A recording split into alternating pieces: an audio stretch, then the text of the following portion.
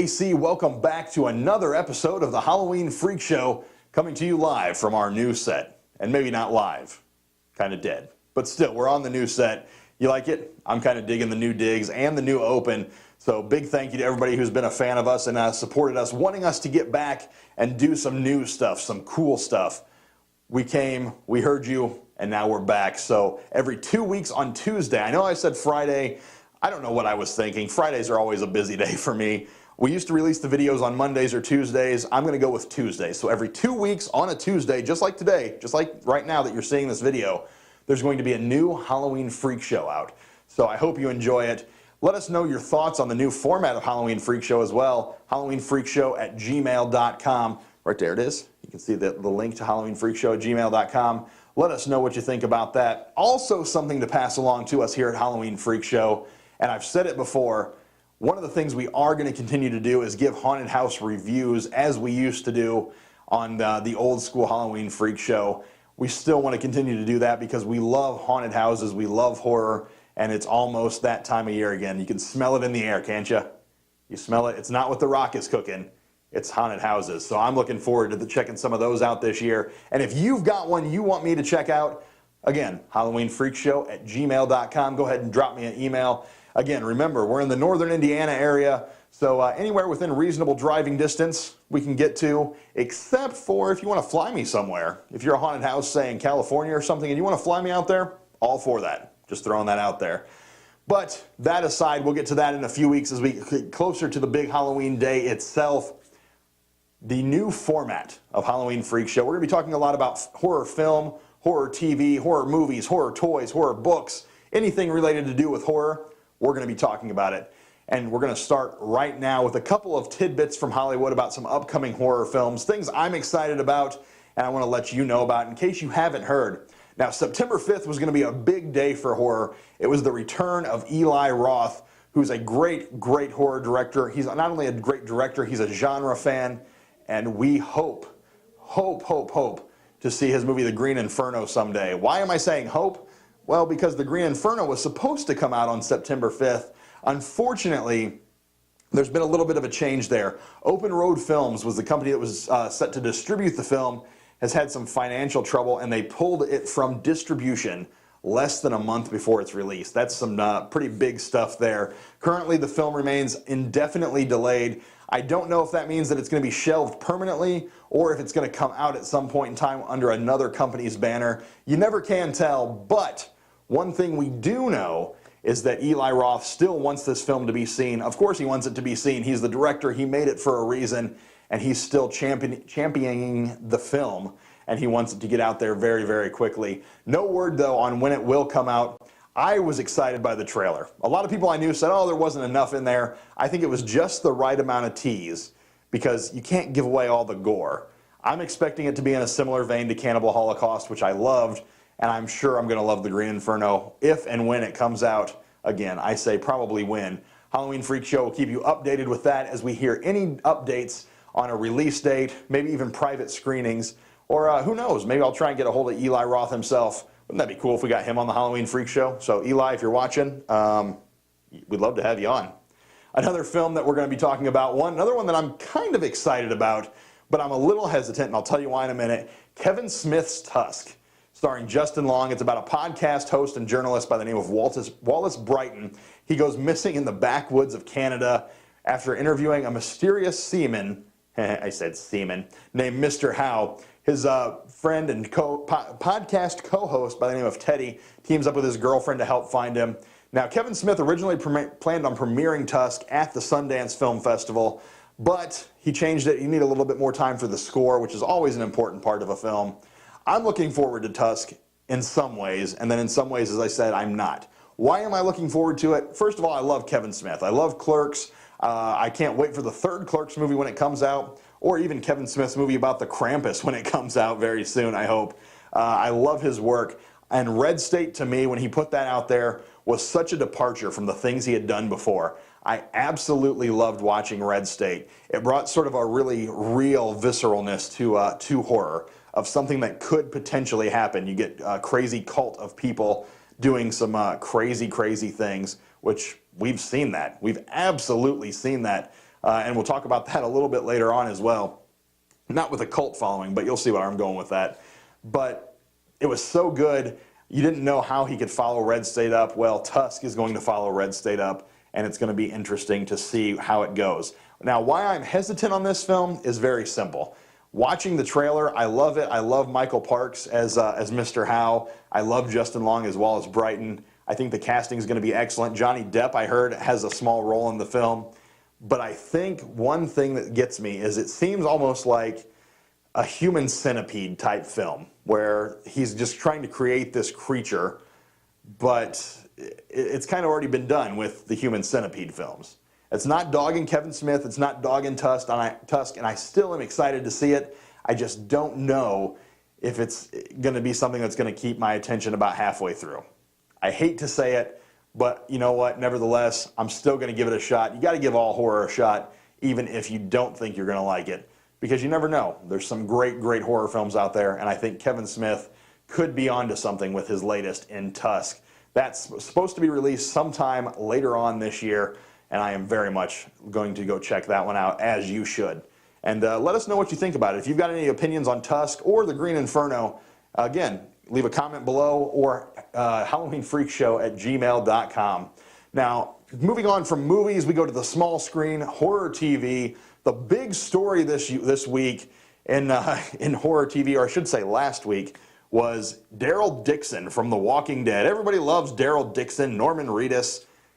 Is he gay? That has been the big story for some reason, that Daryl's sort of, could possibly be gay. I believe Robert Kirkman released a statement at one point saying AMC would be all right with it if he was, but I don't think the female fan base would be. I think the female fan base would be so upset at that point they would turn on their beloved Daryl and say, we're going to go ahead and you can kill him, we're not going to riot. I think that's what would happen. The bigger question then is Daryl gay? At least in my opinion, is he going to survive season 5? That's what Walking Dead fans want to know. Of course, the popular meme, if Daryl dies, we riot, has been out there for quite a while now. Nobody wants Daryl Dixon to die, but what if he does? What if he dies in season 5? Lots of rumors coming out saying that may actually be the case, but as you know, rumors for The Walking Dead are a dime a dozen, and you never know what's going to happen. The show starts up again October 12th with what could be the biggest episode of its entire run thus far, according to showrunners. I'm looking forward to it. Again, check it out. And what do you think? Do you think Daryl's gay? Do you think it even matters? Do you want to see Daryl Dixon alive at the end of season 5? What do you think about the whole Daryl situation and the Walking Dead rumors that go with that? Here's what I think. My prediction, if Daryl is gay, and if he dies, he's going to die in Rick's arms and just caress his cheek and say, Rick, I always loved you, and he'll die. Tearjerker moment for everybody watching the show. Whether you like it or not, that's my prediction. Are my predictions for The Walking Dead ever right? No, probably not. And in fact, if you want verification on that, you can go to Wizard World Chicago Comic-Con later this week and ask the voice of Wizard World, Mo Lightning. My prediction about Tyrese being dead by the midpoint of last season was completely wrong. So what do I know? But can you just imagine Daryl stroking Rick's face as he's dying and then Rick having to put him down? It'd be an old Yeller moment. Moving on from The Walking Dead, before I get too tied up in that, one story that came out last week that was very, very terrifying is The Purge. Not the movie itself, which I watched. Not a big fan of The Purge movie. Have not seen the second one. I will check that out at some point in time.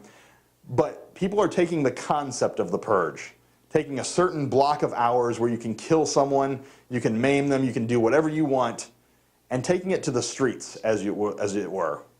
In a Michael McDonald sort of way. They're taking it to the streets. And Louisville, Kentucky and Chicago were set to have purges last week. Fortunately, from what I understand, nothing happened, but police were monitoring the threats very closely that they had seen through social media. People were posting flyers, encouraging a purge. This is absolutely crazy to me. Because of this, and I don't blame the movie at all. I'm not one of those people who say, oh, it's the movie's fault. But I think the idea may have been implanted, obviously, from the film with some mentally imbalanced people that think it's funny to joke like that. Definitely not funny to joke like that in my book.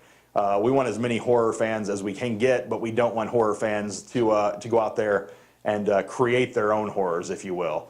So one of the things that gets me about this is that if this happens on a wide scale, police can control it on smaller scales, I think, but on a wide scale, I think it would be very hard to control, which makes it very, very scary.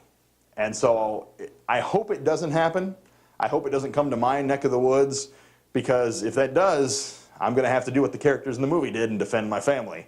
So I'm hoping that's not the case. But again, so far, no official incidents from The Purge being reported that I've been able to track down. If you've heard of any or heard anything more about this story that you'd like to pass along to me, check me out, HalloweenFreakshow@gmail.com.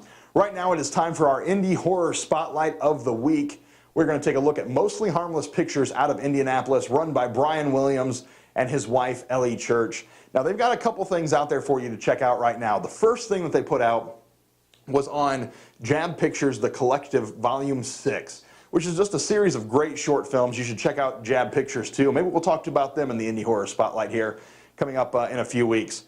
But there's a short on there that Mostly Harmless Pictures did called Play Me, which features Brian and his wife, Ellie. It was their first short film. Very, very cool. And why it's cool is it was done on virtually no budget. It's got some amazing camera work that Brian came up with. Brian was a photographer before he was a filmmaker, so he really knows how to capture what he's looking for through the lens. That's one of the great things about Mostly Harmless Pictures. The editing on this film, also amazing, and it helps with the intensity of it, even though it's probably only a little bit less than 10 minutes long. You should check that out. It basically follows a woman being terrorized in her own home. Lots of gore, and in fact, it's turned the stomachs of people I know with strong constitutions. So grab a bucket of taco meat and sit down, chow down, and watch this movie and see if you can keep it down. There's your Halloween Freak Show Challenge of the Week. But watch Play Me from Mostly Harmless Pictures on The Collective, Volume 6 by Jab Pictures. The other thing you need to look for from Mostly Harmless Pictures is their current film that they're shopping around to all the conventions, all the film festivals, Time to Kill. Now, Time to Kill is a very, very cool film, especially if you're of the belief that you like that period of time when you could walk into an old dirty video store with VHS tapes, rent a great, sort of sleazy midnight movie type flick and watch it. That's what Time to Kill is all about. It is a complete love letter to the old grindhouse exploitation films. It's got a little bit of everything mixed into it. It's got sort of a road story to it at one point, revenge, lots and lots of the good stuff with the women. Ellie Church and her female co-stars are unclothed quite a bit. So if you're into that kind of thing, you need to watch Time to Kill especially. Plus the acting is great. Why is it great? People would look at me and say I'm crazy after seeing the film. It's great because the acting meets that exact genre niche that Brian was going for creating Time to Kill. He could only do so much with the camera work, the editing, everything like that, which was all phenomenal for Time to Kill. And he could have had Oscar caliber acting with that kind of editing and shooting. It wouldn't have worked. He got exactly what he wanted out of his actors, and I was one of his actors. I have a small role in the film as Tyler. Blink and you'll miss it, but it's still pretty fun. I had a great time shooting it with them. But you have to see it because it's an experience. And it's not a movie you're going to sit down with your family and enjoy. It's a movie you're going to grab some buddies, grab a case of beer, sit down at midnight, and just watch it. Shout at the screen, have a good time with it. Don't take it too seriously, because it's a great film to just have a good time with, and that's exactly what Brian was aiming for. Those old school movies that sort of inspired him as he was growing up from his local video store. So you need to check out that part of Time to Kill. Now, Time to Kill, out of, we'll say out of 5 pumpkins, I would give it 4 pumpkins. There's some bad acting. This guy right here. I thought my part, I didn't act the way I want to. Let's just say that, but I'm my own biggest critic. Outside of that, it is a phenomenally fun film. There's even a drive-in movie theater style intermission that Brian created for this with some very memorable scenes. Probably one of my favorite parts of the film. I would definitely give it 4 out of 5 pumpkins for Halloween Freak Show, and definitely encourage you to see it. You can check them out on the web, mostlyharmlesspictures.com. And if you're over there and you happen to catch Mostly Harmless Pictures out and about at a convention, which they're at several. I know they're probably going to be at Horror Hound Weekend coming up in Indianapolis. Check them out, say hi. They are the nicest people you could ever meet. and you're going to want to follow them on Facebook as well. Just search Mostly Harmless Pictures. They've got some amazing things coming. Brian has actually given me a sneak peek of his next film, just a little scene snippet that he shot already. And I can't say what it's about. I can't say what it's like. I can say it's another sort of love letter to a certain genre, or at least a certain film, one of my favorite films of the 80s. And hopefully he's going to let me have a part in that one as well. I'd love to have a scene with the beautiful and talented Christy Comet. Brian, I'm putting that out there. AC, Christy Comet in the scene. If you don't know who Christy Comet is, watch Time to Kill. All the more reason. She is stunningly gorgeous, and you're going to enjoy her scenes. I know I did several times. But anyway, moving on. That's all we got for the Halloween Freak Show this week. We hope you enjoyed it. And again, coming up in the future weeks, I'll get it right eventually. In the future weeks, we're going to have some great things going on Halloween Freak Show. We're trying to work out a ghost hunt at a haunted location here in Indiana. We're trying to do the haunted house reviews again, which are going to be a lot of fun. Also, other things coming your way that I can't even talk about yet. Hopefully some celebrity interviews and a whole lot more. In fact, in 2 weeks' time, if things work out well, we'll have a celebrity interview, albeit by phone, with Michael Rooker, Merle from The Walking Dead. So that'll be our first celebrity appearance in Season 2 of the Halloween Freak Show. So make sure you come back every 2 weeks on Tuesday. 2 weeks. Is that cheesy enough for you? Come on back, join us again, the Halloween Freak Show. This is AC, and this has been the Halloween Freak Show.